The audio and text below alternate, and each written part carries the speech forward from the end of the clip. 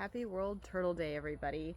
I am going to bring you a how do you know question. I get this a lot of times where the people are like, well, how do you know, right? Well, today's question of how do you know is how do you know it was captive?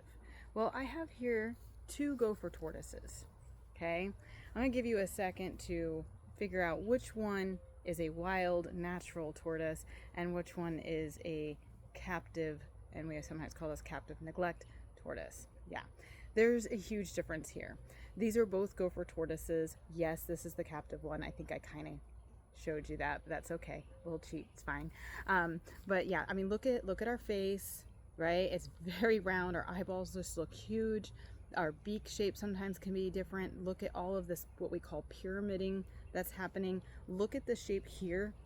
His back is actually bowed and dented in, where this one obviously nice and round and firm. The shell is nice and firm, where this one, if I squish it, actually, especially on the underside, it's all squishy.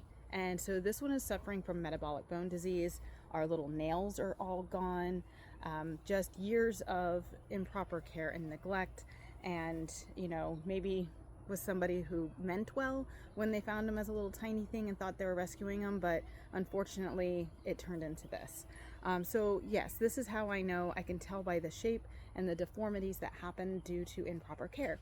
And a lot of this is also seen in our pet reptiles. So sometimes people will have like a redfoot or a cicada tortoise, or there's lots of other species out there in the pet trade, and they have these very same problems. They develop metabolic bone disease because they don't have the proper lighting, they don't have the proper nutrition, and even humidity. All those things play a role.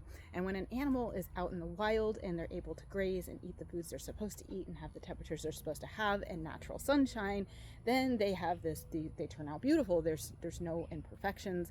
They are doing wonderful, like this one here. So there you go, side by side. When someone asks me, how do you know it was captive? There it is. And then one more thing just to go over, it happens in our aquatic turtles too. So take a look at this here. This is a side-by-side comparison of a peninsula cooter. We have a peninsula cooter that was kept in captivity for a good 4 years, while the other one is a wild animal that did get a little abrasion on the belly after being hit by a car. But either way, you can see that this is the difference between the two.